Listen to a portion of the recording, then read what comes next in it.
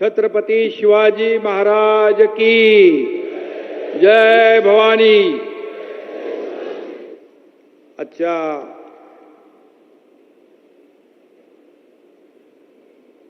श्रद्धा आणि सबुरी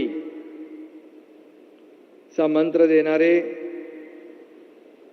साईबाबांना मी वंदन करतो आणि या साई नगरीमध्ये विविध उपक्रमांचं लोकार्पण करण्यासाठी आपल्या विनंतीला मान देऊन उपस्थित झालेले या देशाचे लोकप्रिय आणि यशस्वी प्रधानमंत्री नरेंद्र मोदी साहेबांचं आपल्या सगळ्यांच्या वतीने मनापासून स्वागत करतो। Car Garage Network, great. Claim cover, great. Price, wait. Wow, price be great. Tata AIG Car Insurance. Trusted name, fantastic name.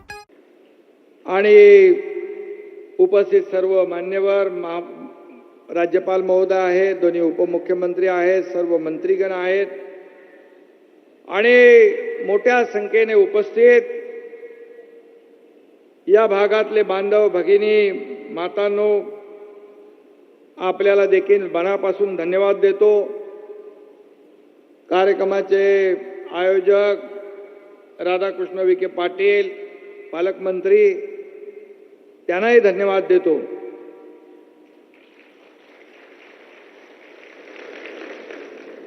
आणि सर्व सन्माननीय व्यासपीठ, सगळ्यांची नावं मी घेत नाही, माफ करा।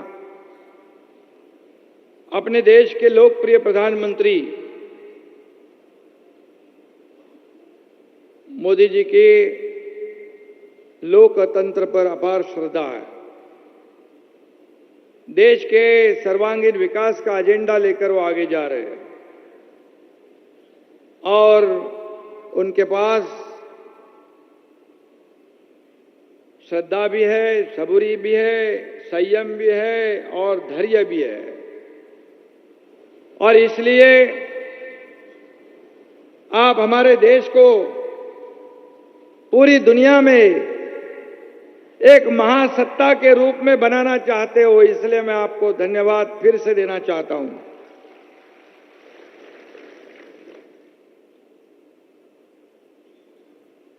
इस देश की 140 करोड़ जनता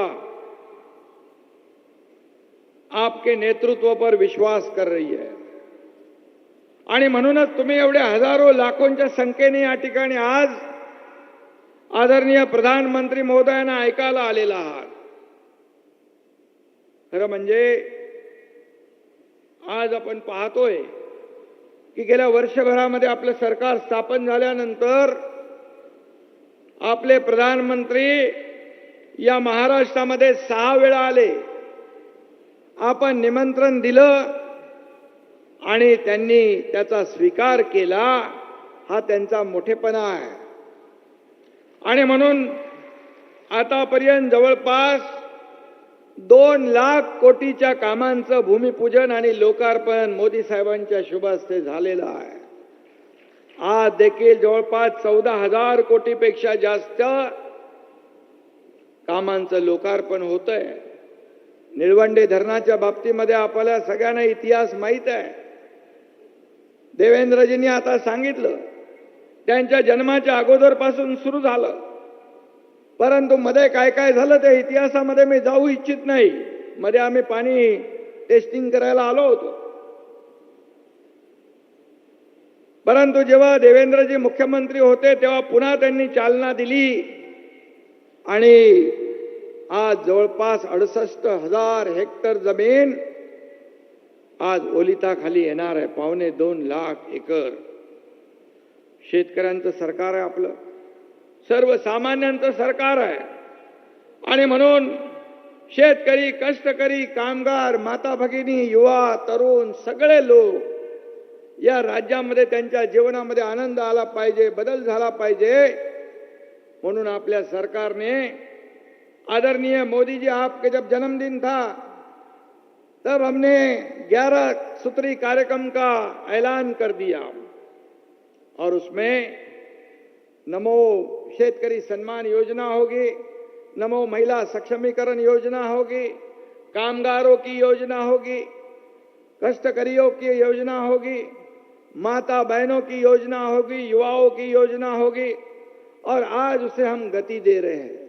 ये हमारे लिए बहुत ही गौरव की बात है और अभिमान की भी बात है कि राज्य साल भर में पिछले हमारी सरकार स्थापित होने के पहिले 2.5 साल में सभी प्रकल्प बंद थे.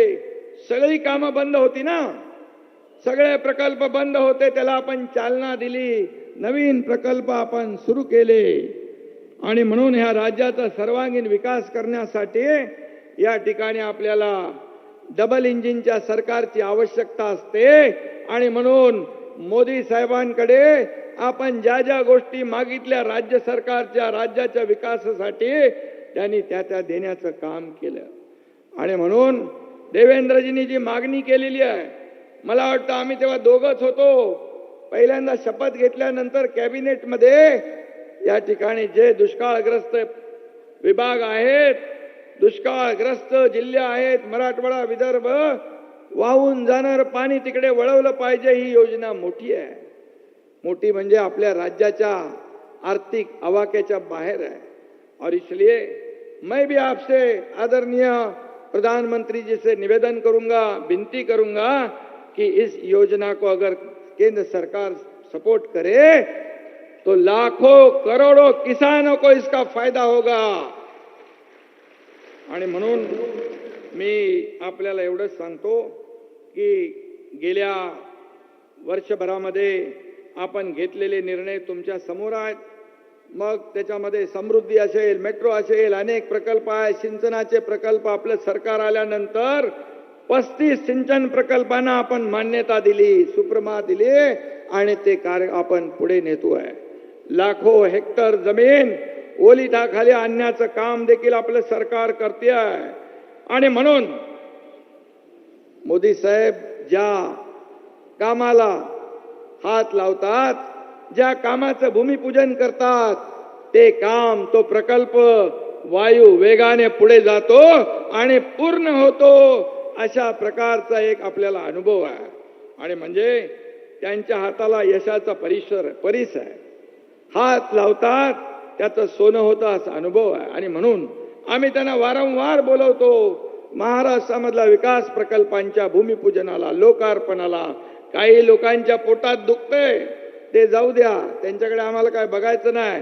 ज्यांची पोटदुखी आहे त्यांच्यासाठी देखील बाळासाहेब ठाकरे आपला दवाखाना या राज्यात 700 ठिकाणी विनामूल्य सेवा करून टाकलाय. आणि म्हणून आता या शिर्डीमध्ये भाविक भक्त देशातून परदेशातून येतात. मोदीजींनी मुंबई शिर्डी वंदे भारत ही ट्रेन सुरू केली, त्याचाही फायदा या ठिकाणी या शिर्डीतल्या भाविक भक्तांना होणार. आणि आज आपण जे इमारतीचं भूमिपूजन करणार आहोत, उद्घाटन करणार आहोत, त्याचा देखील फायदा होईल. दर्शन रांग असेल, त्या एकात्मिक टर्मिनल असेल, त्यामुळे देखील भाविकांना खूप फायदा होईल. आणि एक हॉस्पिटल आहे, त्याचा देखील फायदा होईल. मैं आपल्याला एवढंच सांगू इच्छितो कि हमारी सरकार ने, आदरणीय प्रधानमंत्री जी, अभी जो भी सरकारी अस्पताल है उसमें कैशलेस सेवा देने का निर्णय लिया है. जैसे आयुष्मान भारत है वैसे 1.5 लाख का 5 लाख तक ये महात्मा ज्योतिबा फुले योजना का विस्तार भी किया है, क्योंकि कोई भी नागरिक उपचार के बिना ना रहे. और इसलिए हमें खुशी है कि आप यहाँ पर आए और इस कार्यक्रम को आपने शोभा बढ़ाई है. बाकी हमको आपको सुनना है. जैसे आपने किसानों को 6,000 रुपया सालाना जो देने का निर्णय लिया, आपके प्रेरणा से ही हमारी सरकार ने, अपने सरकार ने फिर उसमें 6,000 जोड़ने का निर्णय लिया और आज आपके हाथों से उसका वितरण होने वाला है. 1700 करोड़ रुपया का एक ही दिन में सब लोग किसानों के खाते में पहले हफ्ता चला जाएगा। 1 रुपए में पीक बीमा योजना, ये भी सरकार ने निर्णय लिया है। ऐसे कई निर्णय आपके आशीर्वाद से, आपके मार्गदर्शन में हमारी सरकार ने लिया है। और इसलिए मैं ये भी कहूंगा कि सभी लाखों करोड़ों राम भक्त देशवासियों का जो सपना था राम मंदिर बनाने का, वो भी आपने पूरा कर दिया है और 22 तारीख को उसका उद्घाटन होने वाला है। हमारे आदरणीय बाबा साहब ठाकरे जी का भी सपना था, वो भी आपने पूरा कर दिया है। इसलिए तमाम लाखों करोड़ों राम भक्त आपके ऊपर बेहद खुश हैं। और इसलिए कितने भी लोग रावण एक हो जाए, कितने भी इकट्ठा हो जाए, वो इंडिया अलायंस क्या कुछ बना है और आपको कोई भी आपका बाल बाका नहीं कर सकते। जैसे 2014 में ऐसे ही इकट्ठा हुए, 2019 में ऐसे ही इकट्ठा हुए, लेकिन इस देश की जनता आपके साथ है, आपके साथ है। इसलिए 2024 में भी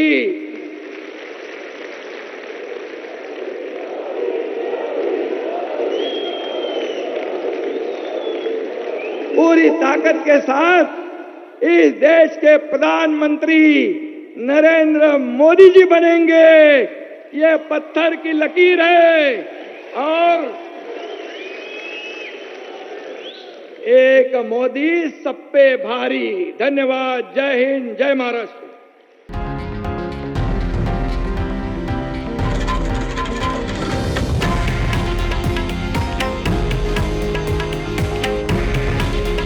हे आहे देशातील नंबर 1 न्यूज नेटवर्क आणि आपण पाहत आहात TV9 मराठी। काळजी तुमची, हित महाराष्ट्राचं।